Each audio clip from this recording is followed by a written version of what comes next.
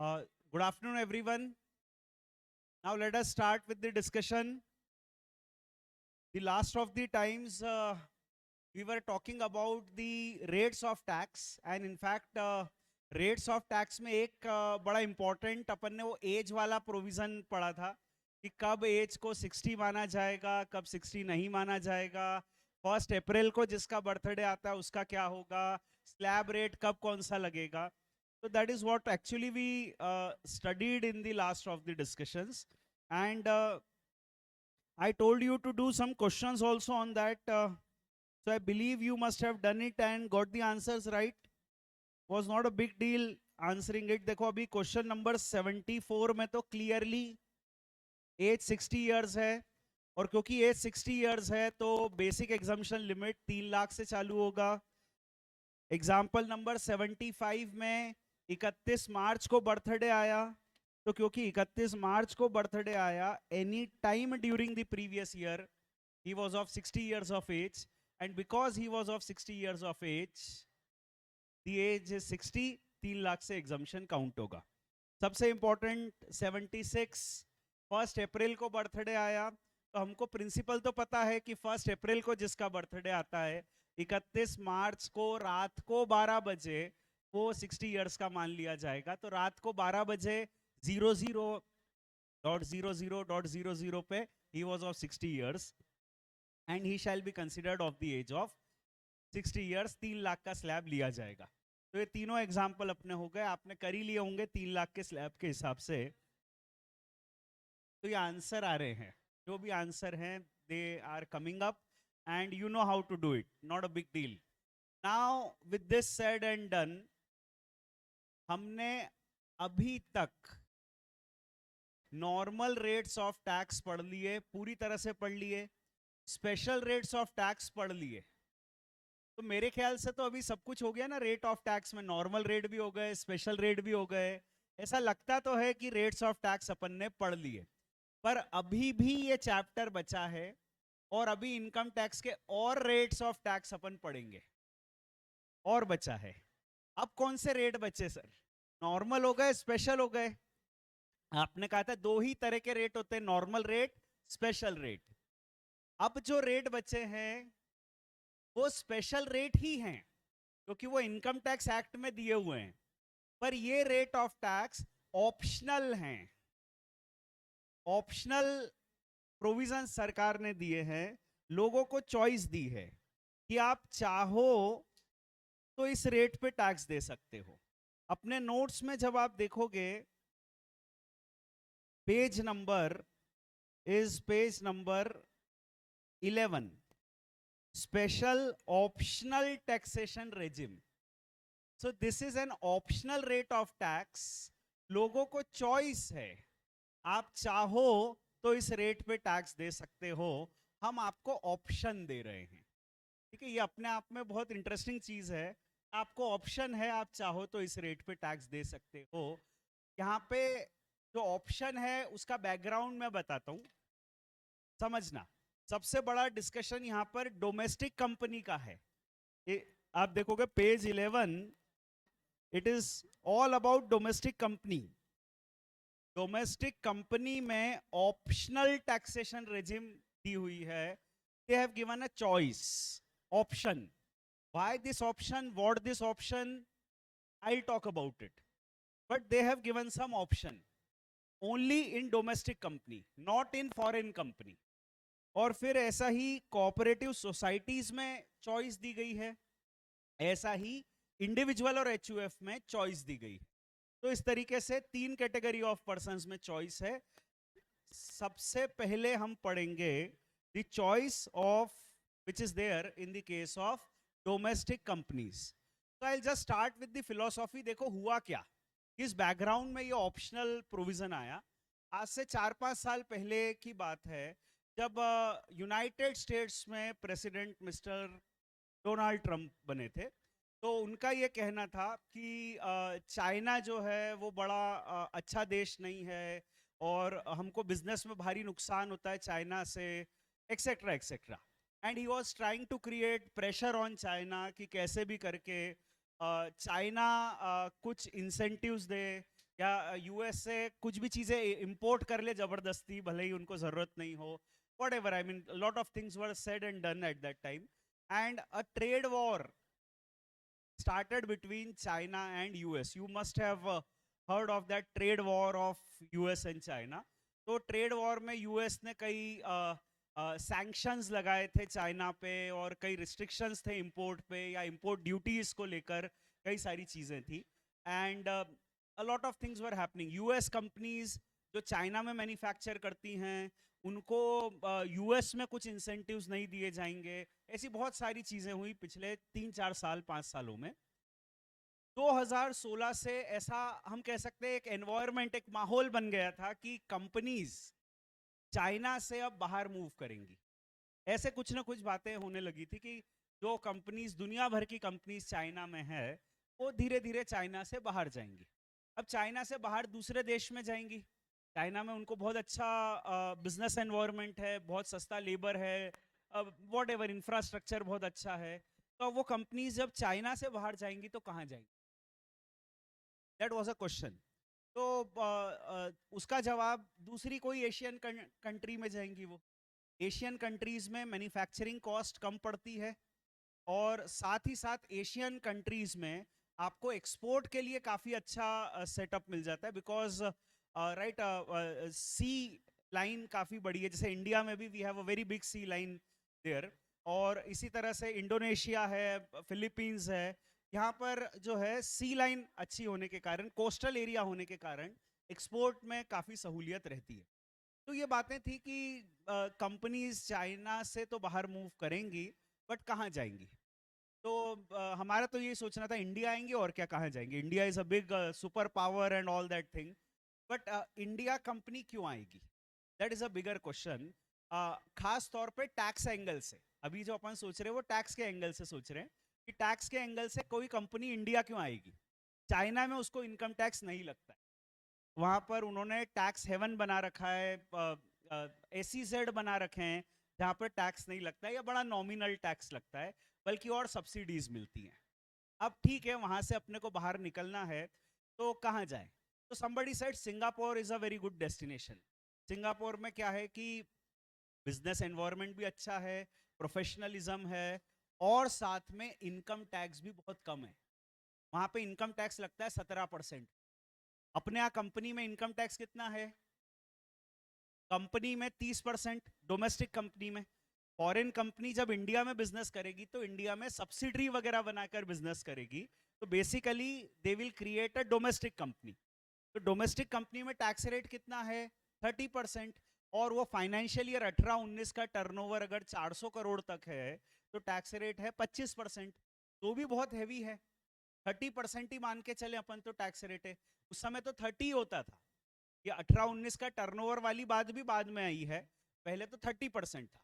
तो अब 30% tax rate जब आप दोगे, तो ऑब्वियसली कोई इंडिया क्यों आएगा, राइट? 30% टैक्स रेट लगाओगे. सिंगापुर में उसको 17% ही लग रहा है, और यहाँ से अच्छा बिजनेस एनवायरनमेंट है. फिलीपींस में उसको कम टैक्स लग रहा है, ठीक है, उसको ताइवान में कम टैक्स लग रहा है. तो why they will move to India? That was a question from taxation act. तो गवर्नमेंट को अगर कंपनीज को ड्राइव करना था कि वो इंडिया आ जाए, तो उनको टैक्स रेट कम करना. They had to reduce the corporate tax rates. Corporate tax rate को टारगेट किया उन्होंने, और ऑप्शनल प्रोविजंस दिए जो अपन पढ़ने वाले हैं. और इन ऑप्शनल प्रोविजन में कंपनीज हैव एन ऑप्शन कि वो चाहें तो लोअर रेट पे टैक्स दे सकते हैं. उसके 3 सेक्शन इंट्रोड्यूस किए गए. 115BA, then it was 115BAA and 115BAB. ऐसे 3 सेक्शंस हैं जो अपने को पढ़ने हैं, which is optional taxation regime for companies. अब गवर्नमेंट का क्या कहना था वो भी समझो. गवर्नमेंट का ये कहना था कि हमारे यहाँ पर 30% इसलिए टैक्स रेट होता है क्योंकि हम लोग अपने इनकम टैक्स में बहुत सारे इंसेंटिव्स अदरवाइज भी देते हैं.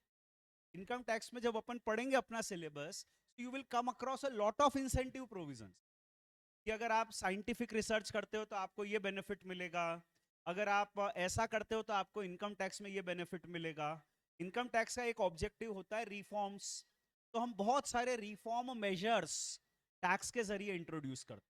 तो इसलिए हम ये कहते हैं कि 30% टैक्स है, पर कई लोगों को तो देना ही नहीं पड़ता है tax because of the incentives, या बहुत कम नॉमिनल टैक्स देना पड़ता है। तो सरकार का ये कहना था कि हम लोगों पे चॉइस छोड़, कॉरपोरेट्स पर चॉइस छोड़ देते हैं, या तो आप इनकम टैक्स के इंसेंटिव्स ले लो, और जो नॉर्मल आपका इनकम टैक्स बनता है 30% 25% वो दे दो, या फिर आप इनकम टैक्स के इंसेंटिव्स मत लो और ये कंसेशनल टैक्स रेट दे दो जो हम आपको दे रहे हैं। तो ये तीनों सेक्शन की जो अंडरलाइंग फिलॉसफी है वो यही है, या तो आप इंसेंटिव्स ले लो तो जो 30% बनता है या अभी 25 भी बनता है, अगर वो टर्नओवर 400 करोड़ तक है तो वो टैक्स दे दो, या फिर अगर आप इंसेंटिव्स नहीं लेते हो तो आपको हम कंसेशनल रेट लगाए under these sections 115 BA, BAA, BAB। तो this is an optional taxation regime है ये। अब पहला सेक्शन मैं बताता हूं, ये सेक्शन का रेलेवेंस आज खत्म हो चुका है क्योंकि इस सेक्शन के बाद एक इसका अपग्रेडेड वर्जन आ गया है 115 BAB, पर अपने को ये सेक्शन पहले पढ़ना इसलिए है क्योंकि यहां से कहानी चालू होती है। नाउ दिस सेक्शन 115 BA, ये सेक्शन 2016 में आया था जब वो mister Trump was elected as the president in the United States, उस समय की ये बात है, तब ये प्रोविजन आया था। अब इस प्रोविजन के अंतर्गत उन्होंने कहा कि अगर कोई न्यू कंपनी बनाई जाती है, हमारा इंसेंटिव किन के लिए है, जो नई कंपनी बना रहे, इंडिया में नया कंपनी बनाओ, फॉरेन से इन्वेस्टमेंट आएगा, नया कुछ होगा, उनके लिए ये इंसेंटिव। तो अगर कोई न्यू कंपनी इनकॉर्पोरेट होती है, नई कंपनी बनती है जो डोमेस्टिक कंपनी है, फॉरेन कंपनी नहीं होनी चाहिए, it should B A domestic company, India में उसको सेटअप करो, it should be engaged in manufacturing business. तब का एक बजवर्ड था मेक इन इंडिया, आज का बजवर्ड है आत्मनिर्भर, नए नए आते रहते बीच बीच में। अभी जो उस समय था वो था मेक इन इंडिया, कि भारत में मैन्युफैक्चरिंग को अपने को प्रमोट करना है। तो मैन्युफैक्चरिंग जो है उसको हम एनकरेज कर रहे हैं, क्योंकि बेसिकली चाइना जो कि एक मैन्युफैक्चरिंग हब है दुनिया का, तो कंपनीज जब चाइना से शिफ्ट करेंगी तो mainly they will be manufacturing companies, and we wanted to promote manufacturing of the goods in India. तो manufacturing is the key word here, new, domestic, manufacturing and company.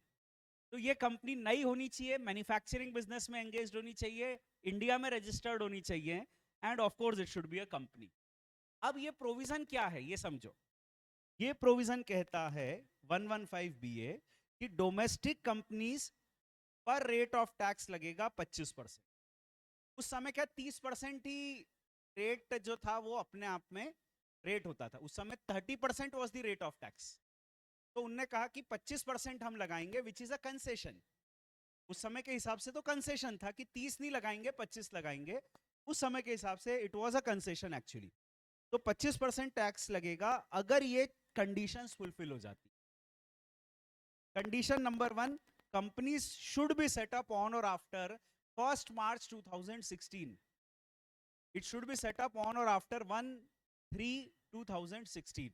ये provision basically आया था 2016 में, तो जब budget आया उसके बाद ये कंपनी सेटअप होनी चाहिए, नई कंपनी होनी चाहिए। तो नई की डेट ये है, ठीक है, इसको हम लोग कहते हैं सनराइज।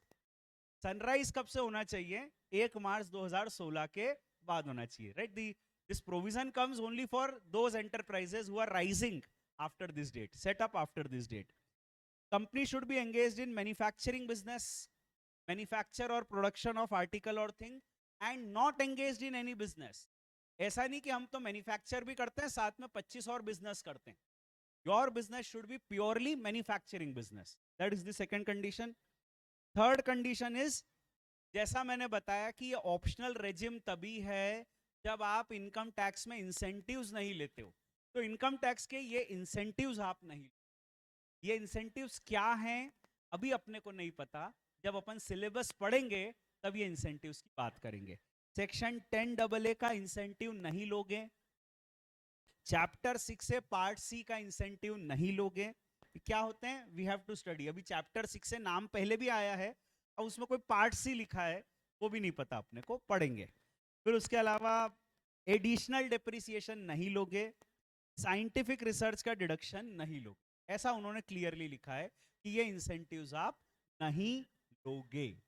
ठीक है, क्योंकि हम कह रहे हैं कि ऑप्शन तभी है जब आप इंसेंटिव्स मत लो इंसेंटिव्स, तभी ऑप्शन है, तो ये वाले इंसेंटिव्स नहीं लोगे। फिर ये ऑप्शन अगर आपको एक्सरसाइज करना है, तो ये ऑप्शन एक्सरसाइज करने के लिए you have to submit a request, you have to furnish that information before the due date of filing of return। आपको बताना पड़ेगा अपनी तरफ से कि हम सर इस प्रोविजन में ऑप्ट कर रहे हैं, ऑप्ट इन कर रहे हैं, तो आपको अपनी तरफ से ऑप्शन एक्सरसाइज करना पड़ेगा। नहीं तो हम तो 30% इनकम टैक्स लेते हैं, वो ले लेंगे। अदरवाइज आपको ऑप्ट इन करना पड़ेगा। एक कट ऑफ डेट उन्होंने दी है, वो कट ऑफ डेट का नाम दिया है due date of filing of return. ये तारीख कौन सी होती है ये अपने को पढ़ना है। अभी से नाम लिखा है due date of filing of return. What is the due date of filing of return? That is what we will study actually in our discussion. और फिर उसके बाद आखिरी चीज आती है, यह ऑप्शन जो है ये once in a life time option है। दैट इज, एक बार आपने इस ऑप्शन को एक्सरसाइज कर लिया तो जीवन भर आपके ऊपर ये ऑप्शन चलेगा, फिर आपको ऑप्ट आउट करने की चॉइस नहीं। ये एक ऐसा दरवाजा है जहां पे एंट्री गेट है, एग्जिट गेट नहीं है, अंदर घुस जाओ बस आप। ठीक है, अगर आप चाहो तो ये 25% पे टैक्स दे दो, पर बाद में आपका मन कर रहा है कि नहीं ये नहीं देना अपने को, तो इंसेंटिव्स लेना है, ऑप्ट आउट करना है, you can not opt out. That is the provision which is there. There is only entry gate, there is no exit gate. You can opt in but you can not opt out. जितने भी provision है सब में यही दिया हुआ है कि there is only opt in, there is no opt out. But this is the provision actually which is there, section 115BA। The provision is, देखो conditions देखो, you should be set up on or after 1st March 2016, you should be engaged in manufacturing business, you should not claim incentives, जो भी prescribed incentives है वो आपको नहीं लेने हैं। के नाम अभी याद मत रखो, prescribed नाम रखो, prescribed incentives आपको नहीं लेने हैं। ऑप्शन एक्सरसाइज करना है, एंड एक बार ऑप्ट इन कर लिया तो ऑप्ट आउट नहीं कर सकते। अगर ये सब होता है तो कंपनी पे टैक्स रेट लगेगा 25%। 25% रेट रहेगा, plus surcharge plus cess as applicable, whatever is the applicable rate. अभी देखो यहां पर आप समझो, ये मैंने एक समरी बनाई है ऊपर at the top of the page. इस समरी को देखो, इसमें से 3 कॉलम्स आपको आते हैं। जनरली डोमेस्टिक कंपनी का टैक्स रेट क्या होता है? 30% जनरली, जो बजट में आया है, प्लस उसमें आप ऐड कर दो सेस, 4% सेस। तो अगर उनकी टोटल इनकम 1 करोड़ तक है तो सेस लगेगा, सिर्फ सरचार्ज नहीं लगेगा।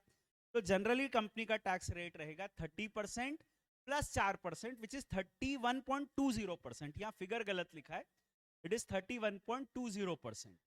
30% प्लस 4% सेस। अगर उनकी टोटल इनकम 1 करोड़ से 10 करोड़ के बीच में है, 1 करोड़ से 10 करोड़ के बीच में अगर इनकम है तो टैक्स रहेगा 30% प्लस 7% सरचार्ज, है ना, 7% सरचार्ज प्लस 4% सेस। तो effectively the rate will come out to 33.384%। That is the effective rate. करके देख सकते हो आप, 30% plus 7% plus 4%, I think this is the rate you will get. और अगर यही टोटल इनकम 10 करोड़ से ऊपर है तो टैक्स रेट रहेगा 30% plus 12% surcharge plus 4% cess, which will come to 34.944%। करके देख लो, 30% plus 12% plus 4%, this is the effective rate of tax. ठीक है, फिर ये भी अपने को पता है कि अगर कोई कंपनी जिसका turnover for the financial year 18-19 400 crore तक है, 18-19 का टर्नओवर 400 करोड़ तक का है, तो उसके लिए ये कंसेशनल रेट एप्लीकेबल होगा। दैट इज 1 करोड़ तक की इनकम है तो 25% plus 4% cess, which is 26%। 1 crore से 10 करोड़ के बीच में इनकम है तो it is 25% plus 7% surcharge plus 4% cess, which is 27.82%। और अगर 10 करोड़ से ऊपर इनकम है तो 25% plus 12% surcharge plus 4% cess which is 29.12%। और फिर अभी अपन ने पढ़ा 115 BA section, 115 BA which is new domestic company 1 March 2016 या उससे बाद इनकॉर्पोरेट हुई। ऑप्शनल उनको रेजिम ये है कि अगर आप चाहो तो इंसेंटिव्स मत लो, पर आपको रेट लगेगा 25%। तो 25 मतलब इफेक्टिव रेट मैंने निकाल के दे रखा है विच इज सेम एक्चुअली। तो वो 400 करोड़ वाला कॉलम सेम है, आप देख सकते हो। 25% रेट है, इनकम 1 करोड़ तक है तो 26 हो जाएगा, इनकम 10 करोड़ तक है तो 7% सरचार्ज ऐड करके 27.82 हो जाएगा, और इनकम 10 करोड़ से ज्यादा है तो 12% सरचार्ज ऐड करके 29.12%। यहां तक अपन पढ़ चुके हैं। अब ये तो हुई 2016 की बात। 2016 में ये प्रोविजन आ गया और अचानक से सिचुएशन बहुत ही ड्रास्टिक हो गई 2019 में, जब यूएस चाइना ट्रेड वॉर ऐसा लग रहा था कि थर्ड वर्ल्ड वॉर में कन्वर्ट नहीं हो जाए। यूएस एंड चाइना, यूएस से एक ड्रोन आता है चाइना में और उनके साउथ सी चाइना में चला जाता है, ऐसे सब चल रहा था, बड़ा dispute. It was a very drastic situation at that time. तो ऐसा लग रहा था कि एनवायरमेंट अब बिजनेस फ्रेंडली एनवायरमेंट नहीं बचा है, अब चाइना में बिजनेस करना ठीक नहीं है और कंपनीज चाइना से बाहर जाएगी, पक्का एकदम हो गया। कंपनीज मूव करना चालू हो गई and things were happening actually. तो अब वो सब जब हो रहा था तो अगेन कंपनीज चाइना से जाकर वियतनाम में जा रही थी, सिंगापुर में जा रही थी, इंडिया नहीं आ रही थी। वो क्यों नहीं आ रही थी? टैक्सेशन एंगल से ये रीजन था कि आप 25% ले रहे हो, हमको सिंगापुर में 17 लग रहा है, वियतनाम में 19% लग रहा है, कहीं सरकार कह रही है कि जमीन हम दे देंगे, इंसेंटिव्स दे देंगे, आप कुछ भी नहीं कर रहे हो, क्यों आए आपके देश में? Why should we come to India for business? That was a simple question. Because of the poor taxation system, because of the poor government policy, we will not come to India. We had to change. We had to give incentives. Taxation angle से government ने एक बहुत बड़ा move किया 2019 में, और उन्होंने ये कहा कि हम अब और कंसेशन देते हैं, आप इंडिया आओ बस बिजनेस करने। और कंसेशन कैसा है? तो पहले पढ़ो 115 BAB, ये सेक्शन पढ़ो 115 BAB। अब उनका कहना था 2019 में कि अगर कोई न्यू डोमेस्टिक मैन्युफैक्चरिंग कंपनी बनाता है, अब कोई कंपनी बनाता है न्यू डोमेस्टिक मैन्युफैक्चरिंग कंपनी, तो उसको हम केवल टैक्स लेंगे 15%, केवल 15%। सिंगापुर में 17 है ना, हम तो 15 ही लेंगे, आओ इंडिया। पर उनका 15 नहीं होता है, उसमें हम कंपलसरी 10% सरचार्ज ऐड करेंगे, कंपलसरी। टोटल इनकम 1 करोड़ से कम हो ज्यादा हो, सरचार्ज देना है आपको 10%, और 4% सेस ऐड करेंगे कंपलसरी। तो इफेक्टिव रेट विल बी 17.16%। फिर भी अच्छा है, कॉम्पिटिटिव तो है, ठीक है। तो उन्होंने ये कहा कि अगर आप इंडिया आते हो, new domestic manufacturing company setup करते हो, तो हम आपसे इफेक्टिवली 17% का टैक्स लेंगे। अब आपको कंडीशंस क्या फुलफिल करनी है? कंडीशंस ये फुलफिल करनी है कि you should be incorporated on or after 1 अक्टूबर 2019, 2019 या उसके बाद इंडिया आ जाओ। अभी 2016 वाली बात अब खत्म हो गई, क्योंकि अब जो आएगा वो इसमें आएगा 2019 के बाद वाले में, ठीक है। पुराने कोई 17 में आया हुआ है तो उसके लिए वो अभी भी एप्लीकेबल है, 2017 में आया है तो 115 BA इज एप्लीकेबल। फंस गया बेचारा, 2017 में आया सोच के 25% दूंगा, और 2 साल बाद उन्होंने कर दिया कि 19 में आते तो 15 ही लेते। हो सकता है 21 में ऐसा कर दें कि 21 में आओगे तो 10% ही लेंगे। जो आते जा रहा है वो धीरे धीरे इंडिया में फंसते जा रहा है, राइट। और नए लोगों पर हम कंसेशनल रेट लगा रहे, जैसा भी है कानून है। अब दे हैव सेड कि अगर आप 1 अक्टूबर 2019 या उसके बाद इंडिया में बिजनेस इनकॉर्पोरेट करते हो and you are engaged in manufacturing business, make in India, manufacturing etcetera is promoted, तो इंडिया में मैन्युफैक्चरिंग बिजनेस करते हो, 1 अक्टूबर 2019 के बाद नई कंपनी सेटअप करते हो, you will not claim incentives, वही वाले इंसेंटिव्स जो 10AA, साइंटिफिक रिसर्च, वो जो भी नाम लिखे वो इंसेंटिव नहीं लोगे। अगर आप वो सब नहीं करोगे तो हम आपसे कंसेशनल रेट लेंगे. This provision is optional. Again the choice is या तो इंसेंटिव्स ले लो और नॉर्मल रेट पे टैक्स दे दो, या इंसेंटिव्स मत लो और 115 BAB में टैक्स दे दो 17%. आपको चॉइस है. This is the provision. Right, simple बात है एकदम सी. और ये provision once in a life time option है. There is only entry gate, there is no exit gate. तो आप एक बार इसमें आ गए, फिर आपके ऊपर हमेशा यही प्रोविजन लगेगा. There will be no other provision which will apply on you. तो ये है 115 BAB. इसका भी आप टेबल में समरी देख सकते हो. 115 BAB, इसमें क्या है कि कोई भी इनकम हो, टैक्स रेट इज 17.16%. इनकम कितनी भी हो, तो ये बात हो गई. अब प्रॉब्लम क्या हुई? प्रॉब्लम ये हुई कि जो एग्जिस्टिंग कंपनीज थी उनको बहुत बुरा लगने लगा. उनको लगा कि हमको तो अनकॉम्पिटिटिव कर दिया आपने, क्योंकि आप नई मैन्युफैक्चरिंग कंपनीज को कह रहे हो कि आप 17% टैक्स दो और हमसे मांगते हो 34% 35% tax. Think about it. If you have income right more than 10 crore, हमसे मांगते हो 34-35%, तो ये तो सरासर अन्याय है. हमसे मांग रहे हो 35%, उनसे मांग रहे हो 17%. तो हम बिजनेस कैसे करें? हमारे तो इतनी बड़ी कॉस्ट है, तो कॉम्पिटिटिवनेस खत्म कर दी हमारी. ये गलत है. सरकार का कहना था बिल्कुल हम आपके भी साथ हैं, आपको भी सपोर्ट करते हैं.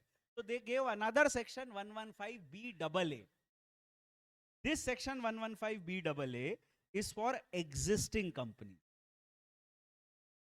किसी को बुरा नहीं लगे, वो ये नहीं कहे कि ठीक है एग्जिस्टिंग सब बंद कर देते हैं, अब नया ही चलाओ पूरा देश, एग्जिस्टिंग जीरो कर देते हैं.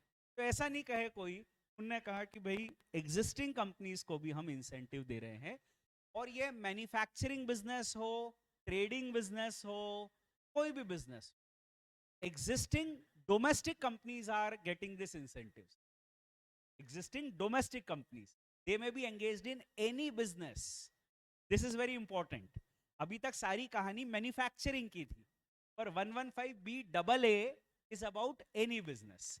ठीक है, मेरी तरफ से मैं एकदम क्लियरली प्रिसाइजली बता रहा हूं.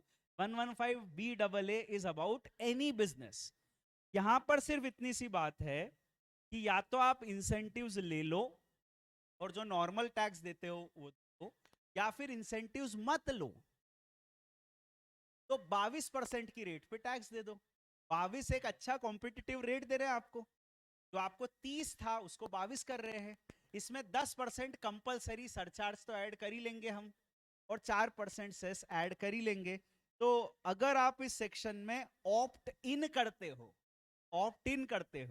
तो आपको टैक्स लगेगा 22% प्लस 10% प्लस 4%, 25.168. इस रेट पे टैक्स लगेगा. बट आपको इनकम टैक्स के इंसेंटिव्स नहीं मिलेंगे. That is very clear. Income tax के इंसेंटिव्स नहीं मिलेंगे. कौन से इंसेंटिव्स नहीं मिलेंगे? जो यहां पर प्रिस्क्राइब्ड है. 10AA, साइंटिफिक रिसर्च, 80 चैप्टर 6 है पार्ट सी, जो भी लिखे हुए हैं, BA में जो लिखे हैं वही सभी जगह लिखे हैं. तो वो इंसेंटिव्स नहीं मिलेंगे. And provision is optional. आपको चॉइस है, आप चाहो तो ऐसा करो, नहीं तो नॉर्मल टैक्स दे दो. But this provision is again a once in a lifetime option. There is only entry gate, there is no exit gate. ये हर प्रोविजन में, ये जितनी भी ऑप्शनल स्कीम है, इसमें सिर्फ आप ऑप्ट इन कर सकते हो. एक बार ऑप्ट इन किया तो जीवन भर आपको यही सहना है, ऑप्ट आउट नहीं कर सकते. तो आप नोट्स में इसका भी एक कॉलम देख सकते हो 115BAA, और उसमें इनकम कितनी भी हो, आपका रेट ऑफ टैक्स है 25.168%. Whatsoever income you have, the rate is 25.168%. तो अब कंपनी में इतने सारे रेट ऑफ टैक्स है, एग्जाम में कौन से वाले लगाने हैं सर? एग्जाम में जो क्वेश्चन में आए, क्वेश्चन में क्लियरली आएगा this company has opted in for 115BA, BAA, BAB. अगर वो ऑप्ट इन आए लिखा हुआ तो रेट लगा देना, और नहीं आए तो 25% लगा देना अगर टर्नओवर 400 करोड़ तक है, और नहीं तो 30% लगा देना. एक नोट लिख देना कि साहब आपने कुछ नहीं बताया तो हम तो ये लगा रहे हैं. ठीक है, अगर कुछ नहीं लिखा है तो अपनी मर्जी से लगा देना, 25 या 30% एक नोट लिख के। तो ये इतने सारे रेट है कंपनी के केस में। अपने सिलेबस का जो पहला चैप्टर पढ़ रहे हैं, अभी खत्म नहीं हुआ पहला चैप्टर, पहले चैप्टर में ही आप कम से कम 50 रेट्स याद कर रहे हो।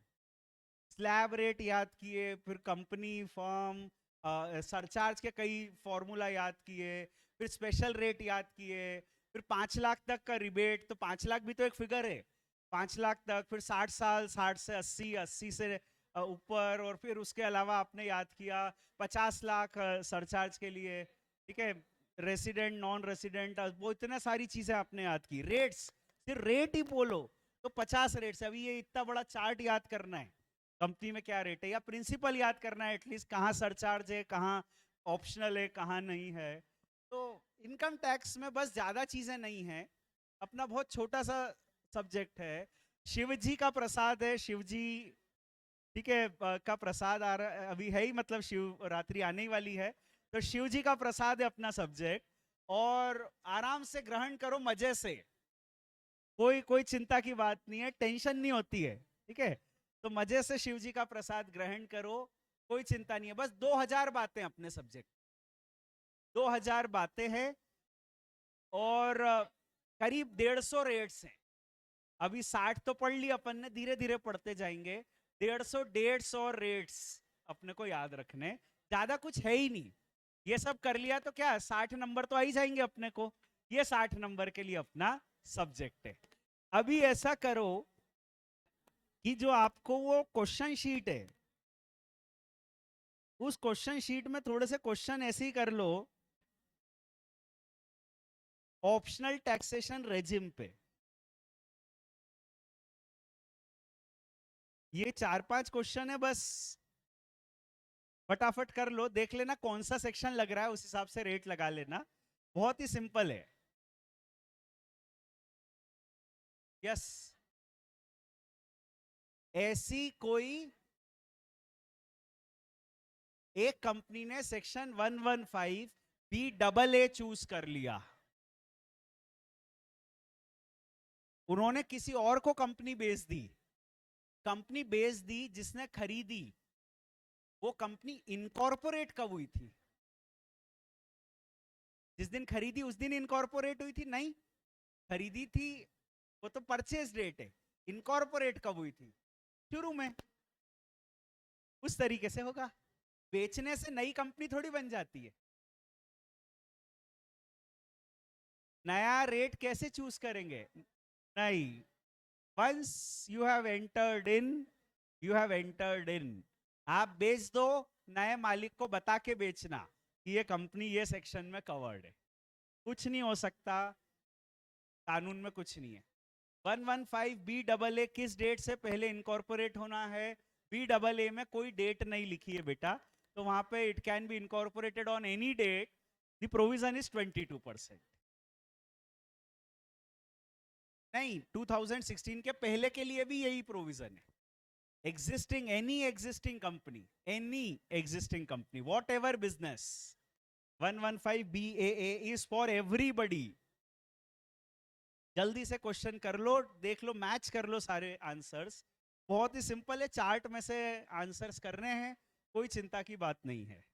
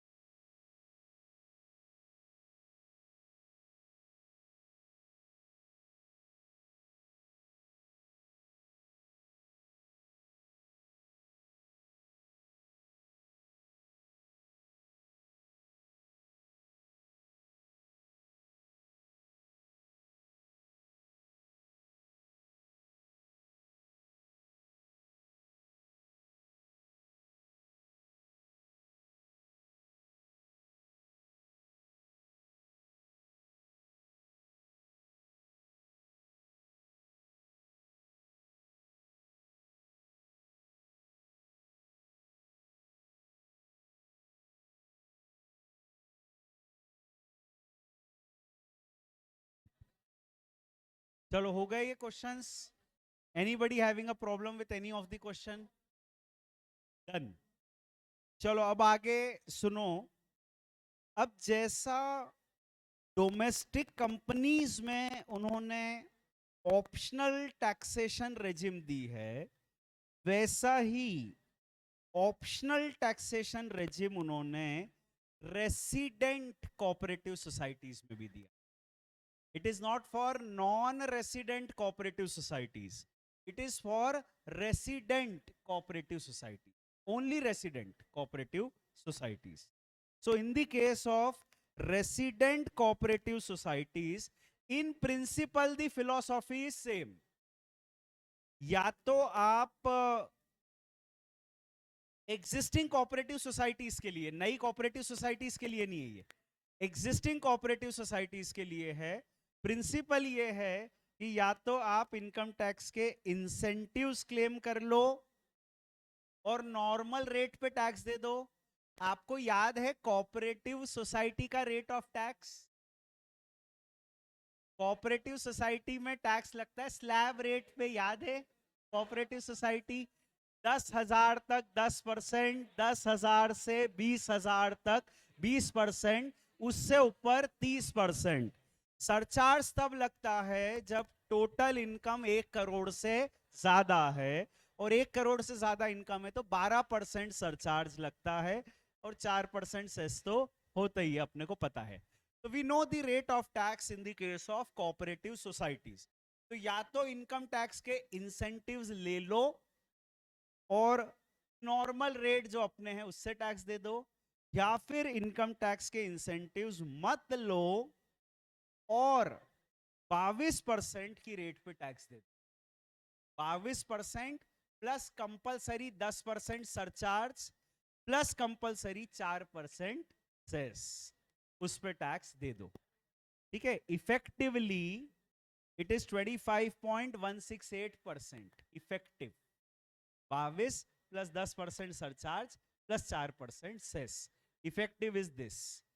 द ओनली थिंग इज ये प्रोविजन केवल रेसिडेंट कोऑपरेटिव सोसाइटी पे लगेगा, उनको इनकम टैक्स के इंसेंटिव नहीं मिलेंगे, वही वाले prescribed incentive 10AA, chapter 6A part C, scientific research, additional depreciation.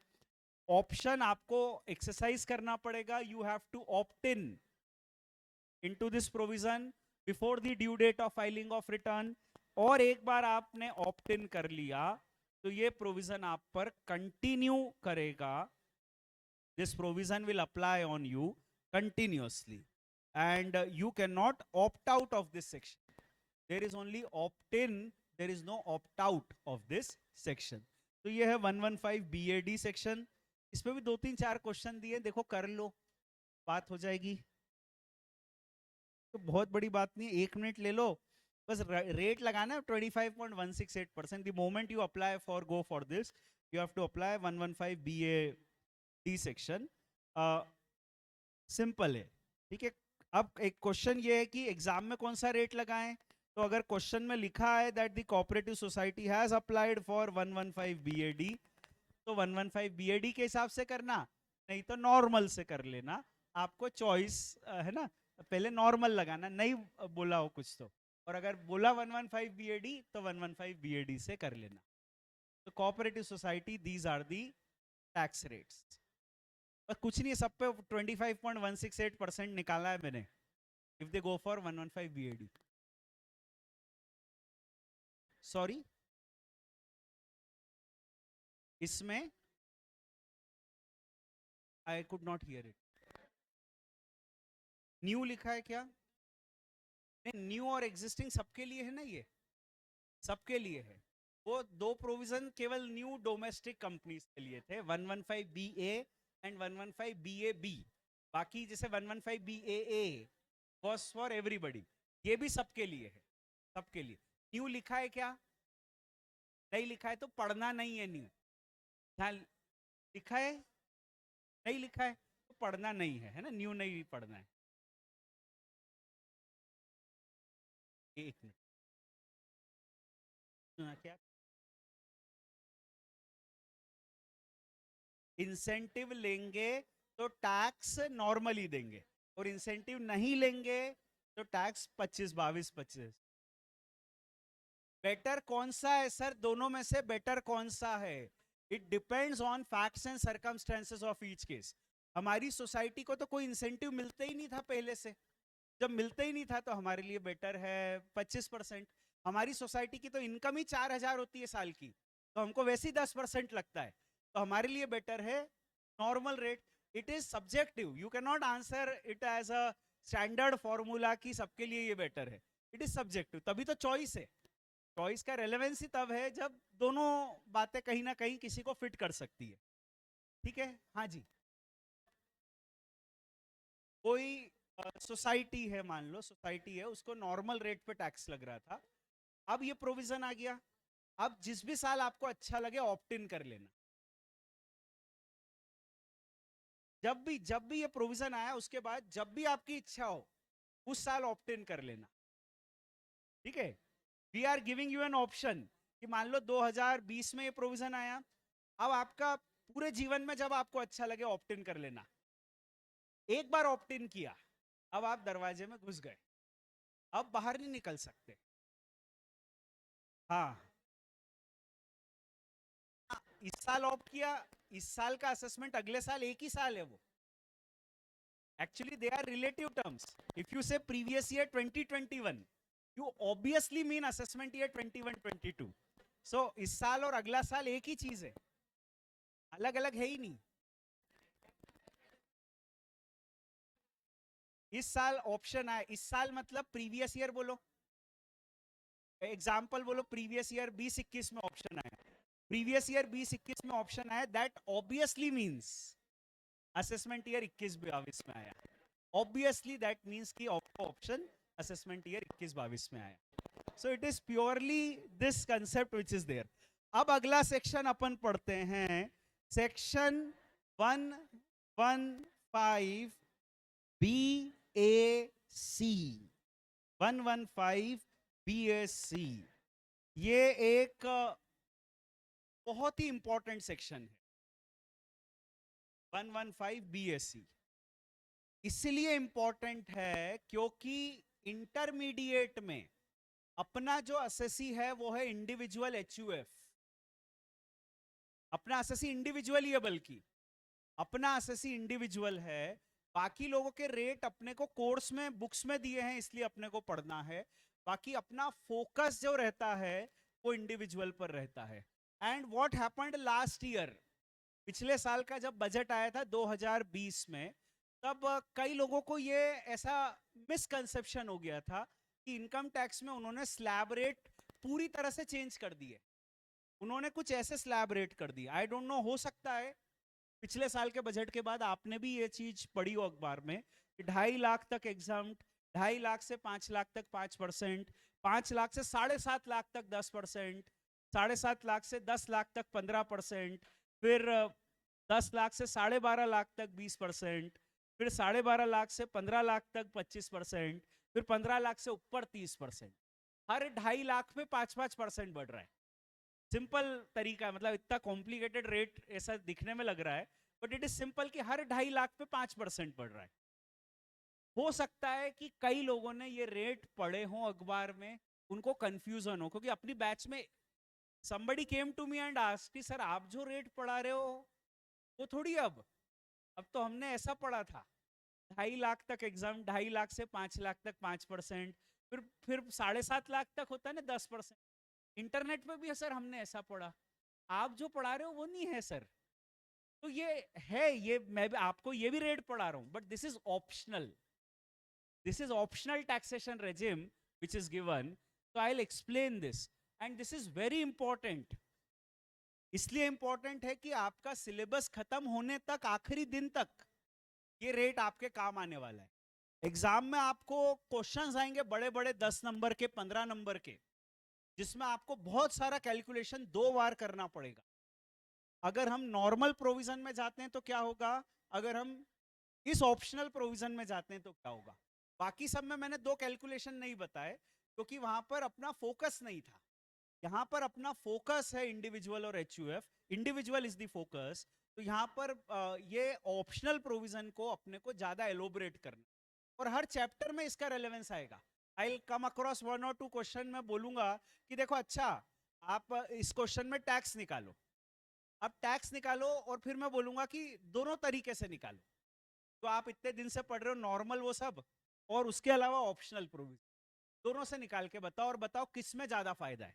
somebody was asking कि साहब कौन सा ज्यादा फायदेमंद है, तो मैं आपसे पूछने वाला हूँ पूरे सिलेबस में कि कौन सा ज्यादा फायदेमंद है in the given case. In the given case, every case is a different case, तो in the given case which is a better choice for you, ऐसी बातें आने वाली है. अब ये जो प्रोविजन है 115 BSC, ये प्रोविजन अप्लाई करता है ऑन इंडिविजुअल HUF. देखो एक चीज मैं आपको बता रहा हूं कि कानून एक कोडिफाइड सिस्टम ऑफ लॉ है, and there is a saying कि कोडिफाइड सिस्टम ऑफ लॉ में हर वर्ड इंपॉर्टेंट होता है. You should not read down any word. कोई शब्द लिखा है उसको इग्नोर नहीं करना है, शब्द का मतलब होता है. And you should not read in any word. जो नहीं लिखा है वो अपने मन से नहीं पढ़ना है. जैसे पिछला प्रोविजन था ना रेसिडेंट कोऑपरेटिव सोसाइटीज के लिए, एंड somebody was asking कि सर ये न्यू कोऑपरेटिव सोसाइटीज पर ही लगेगा. मेरा ये कहना है कि कानून अब मुझे भी उतना पता है जितना आपको पता है, ठीक है. मुझे यहाँ पर न्यू वर्ड लिखा नहीं दिखता है, तो we have not to read in the word new. New पढ़ना नहीं है अपने मन से, एंड देयरफॉर ये प्रोविजन न्यू पर भी लगेगा, एग्जिस्टिंग पे भी लगेगा. जो लिखा है देखो कोडिफाइड सिस्टम, पढ़ने का तरीका बता रहा हूं मैं. मैंने आपको बैच के शुरू में कहा था कि 200 साल से इंडिया में we are following a codified system law, because we are a civil law country. Therefore we have to follow this codified system. Codified system की अच्छाई ये है कि जो लिखा है बस वही सब कुछ होता है. तो यहाँ क्योंकि न्यू नहीं लिखा है, भले ही अपने मन में होना चाहिए, हो सकता है लॉजिक कि ये तो नए के लिए ही होना चाहिए, वो लॉजिक हो सकता है, पर कानून में लिखा है क्या न्यू? नहीं लिखा है. You don't have to read it in the law. अब जैसे यहां पर लिखा है इंडिविजुअल HUF के लिए प्रोविजन, तो केवल इंडिविजुअल HUF के लिए. अब कोई पूछ सकता है कि सर ये रेसिडेंट के लिए या नॉन रेसिडेंट के लिए, कोई पूछ सकता है, और जवाब आपको पता है, जो सामने लिखा है उस पर आप जवाब ढूंढ सकते हो. ये प्रोविजन रेसिडेंट के लिए या नॉन रेसिडेंट के लिए? दोनों के लिए. क्योंकि ऐसा नहीं लिखा है ना कि ये रेसिडेंट के लिए है. इसके पहले देखो कोऑपरेटिव सोसाइटी में लिखा है रेसिडेंट के लिए है, यहां नहीं लिखा है. अगर लॉ बहुत सिंपल है, बहुत सिंपल है, पर कंफ्यूजन बहुत है. अगर एग्जाम में ये किताब ले जाने देते तो बहुत अच्छा होता, क्योंकि देखो मैं आपको बता रहा हूं एग्जाम में कंफ्यूजन अपने मन में कहीं जनरेट होता है. उन्होंने कह दिया नॉन रेसिडेंट है, and he wants to go for this optional provision. अब अपने मन में कहीं दिमाग में एक डाउट आ गया, आ जाता है एग्जाम में ही आता है ऐसा डाउट. अब आ गया अपने दिमाग में डाउट कि हमने कहीं रेसिडेंट पढ़ा था, तो डोमेस्टिक कंपनी के लिए जैसा होता है, तो डोमेस्टिक भी तो रेसिडेंट होती है, तो ये भी रेसिडेंट पे ही लगता होगा, इसीलिए तो इंस्टीट्यूट ने पूछा. ठीक है, डाउट कैसे आता है, इंस्टीट्यूट ऐसे फालतू में थोड़ी पूछेगी. उन्होंने नॉन रेसिडेंट पूछे इसलिए क्योंकि वो आपसे यही आंसर चाहते होंगे कि ये तो ऑप्शनल मिलेगा ही नहीं. समवेयर ऐसा डाउट अपने मन में आ गया. That is something which is the game changer. जो अपन अच्छा पेपर जा रहा है और ये डाउट आ गया कि ये रेसिडेंट के लिए ही है, बस वो अपना दिमाग में गड़बड़ हो जाता है. फिर अपन भले ही आंसर सही लिख रहे हो कि ये नॉन रेसिडेंट पे भी अप्लाई होगा, पर आगे के क्वेश्चन करते समय अपने दिमाग में डाउट अभी भी रहेगा. पेपर से बाहर आते समय अपन अपने दोस्तों से पूछेंगे, और अपने दोस्त बहुत ही सुपर हाइपर कॉन्फिडेंट होते हैं, वो कहते हैं अरे नॉन रेसिडेंट पे तो लगता ही नहीं है, पक्का है. और अपन एग्जाम हॉल से बाहर आए, सबसे पहला अपने को किसी ने समझा दिया कि ये तो नॉन रेसिडेंट पे लगता ही नहीं है, और अपन लिख के आ गए कि नॉन रेसिडेंट पे तो लगता है. तो गड़बड़ हो जाती है, अगले पेपर में गड़बड़ हो जाती है. ठीक है, this is how it happens. तो you have to be confident within yourself, you have to be precise when you are reading it. Right, पढ़ते समय प्रिसाइज रहो, प्रिसाइजली याद रखो यह प्रोविजन किस पर लगेगा, इंडिविजुअल HUF, रेसिडेंट और नॉन रेसिडेंट. ठीक है. अब ये एक ऑप्शनल टैक्सेशन रेजिम है, ऑप्शनल है, कंपलसरी नहीं है, ऑप्शनल है. या तो आप इनकम टैक्स के इंसेंटिव्स ले लो, और नॉर्मल रेट पे टैक्स दे दो। नॉर्मल रेट इंडिविजुअल और एचयूएफ के क्या होते हैं? 2.5 लाख तक एग्जम्प्ट, 5 लाख तक 5%, 5 लाख से 10 लाख तक 20%, उसके ऊपर 30%। सरचार्ज अपने को पता है, सेस अपने को पता है। तो या तो आप इंसेंटिव्स ले लो और नॉर्मल रेट पे टैक्स दे दो, या फिर इंसेंटिव्स मत लो। कौन से इंसेंटिव्स मत? अब बाकी सेक्शन में तो 2-3 नाम लिखे थे, 10AA, चैप्टर 6 है, पार्ट सी, एडिशनल डिप्रिसिएशन, 2-3 नाम लिखे थे।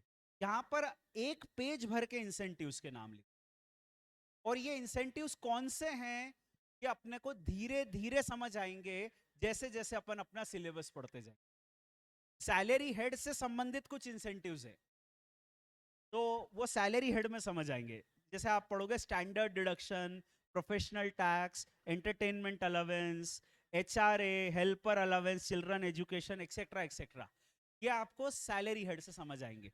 कुछ हाउस प्रॉपर्टी हेड से समझ आएंगे, जैसे यहाँ पे लिखा होगा कि हाउसिंग लोन पे ब्याज का डिडक्शन नहीं मिलेगा somewhere, interest on housing loan, ये हाउस प्रॉपर्टी हेड से समझ आएगा। कोई बिजनेस हेड से समझ आएगा, जिसमें चैप्टर 6 से पार्ट सी, एडिशनल डिप्रिसिएशन वगैरह है। कोई आपको किसी और टॉपिक से समझ आएगा, कैपिटल गेन से समझ आएगा, कोई चैप्टर 6 से डिडक्शन से समझ आएगा। अलग अलग चैप्टर से आपको ये चीजें समझ आएगी, तो इट इज स्प्रेड आउट। और उनका ये कहना है कि ये सारे इंसेंटिव्स जो भी यहाँ प्रिस्क्राइब्ड है, या तो वो मत लो, इंसेंटिव्स ले लो और नॉर्मल रेट पे टैक्स दे दो, या इंसेंटिव्स मत लो और हमारे इस नए स्लैब पे टैक्स दे दो। New and improved. आपको चाहिए ना बड़ा हुआ स्लैब, ये लो नया स्लैब आपके लिए। हम आपको चॉइस देते, नॉर्मल टैक्स दे दो या तो इंसेंटिव्स लेके, या इंसेंटिव्स मत लो और इस रेट पे टैक्स दे दो।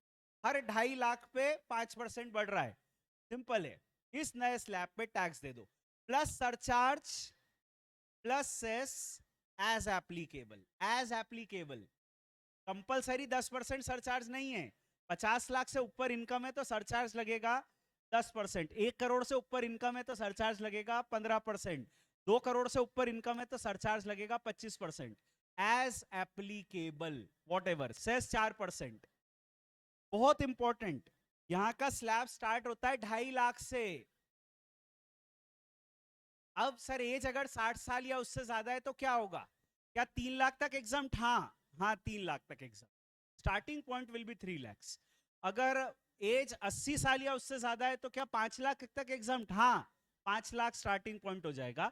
आगे का स्लैब वैसे ही चलेगा, जैसे अगर एज है 61 तो स्लैब होगा 3 लाख तक एग्जाम्प्ट, 3 लाख से 5 लाख तक 5%, 5 लाख से 7.5 लाख तक 10%, 7.5 लाख से 10 लाख तक 15%, 10 लाख से 12.5 लाख तक 20, वॉट एवर जो भी रेट चल रहा है, 20%, फिर 25%, फिर 30%, वो स्लैब चलेगा आपका। तो इस तरीके से होगा। और आपको अगर इस ऑप्शनल प्रोविजन में जाते हो तो इंसेंटिव्स नहीं मिलेंगे, लंबे चौड़े इंसेंटिव्स जो लिखे हैं वो नहीं मिलेंगे। सेट ऑफ वेट ऑफ भी कुछ लिखा है वो नहीं मिलेगा लॉस का, वो अपन सेट ऑफ में पढ़ेंगे। ये ऑप्शनल है, you have to opt in for the section अगर आप इसमें जाना चाहते हो। And this is again a once in a life time option, it is not a choice every time, it is a once in a life time option. और once in a life time option means एक बार opt इन करो तो जीवन भर आपको ये provision लगेगा। ठीक है, अभी देखो यहां पर नोट्स में वो जो क्वेश्चन शीट है उसमें इस पे क्वेश्चंस दिए हुए हैं, पर यहां पर अब क्वेश्चन कैसे हैं ध्यान दो।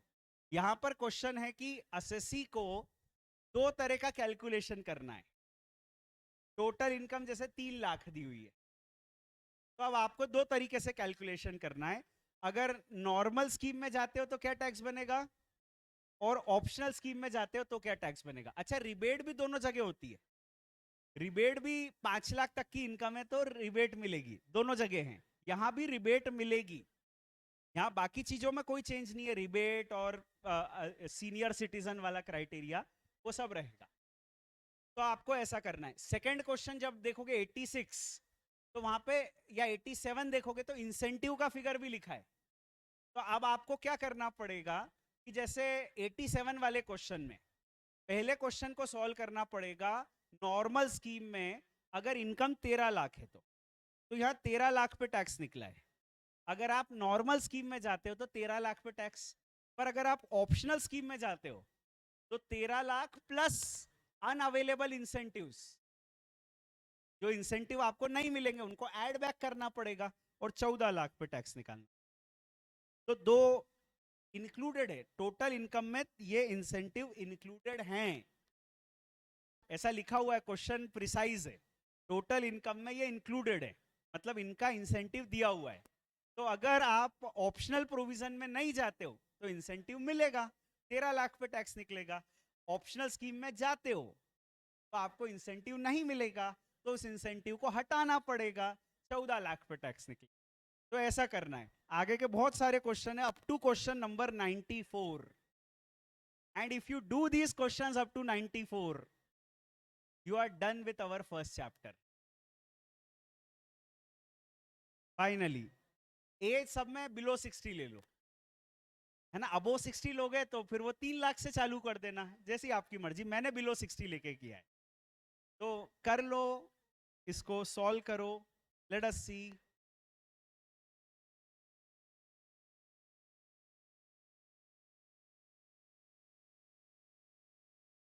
सर ऑप्शनल वाले टैक्स रेट भी चेंज होते हैं क्या? हाँ होंगे, आने वाले 3-4 साल बाद कभी करेंगे वो। अभी तो पहला साल है, अभी आए ये नए प्रोविजंस, अभी कुछ चेंज नहीं, अभी तो यही है। अपन तो एक ही साल का टैक्स पढ़ रहे हैं बेटा, असेसमेंट ईयर 21-22 का, उसमें यही है। भविष्य में जब चेंज करेंगे तब देखेंगे।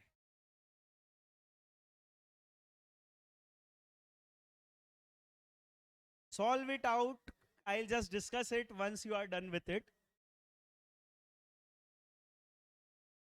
सरचार्ज लगेगा एज एप्लीकेबल, एज एप्लीकेबल। जो अपन ने वहां नॉर्मल रेट के साथ पढ़ा था, वही प्रिंसिपल्स लगेंगे सरचार्ज में।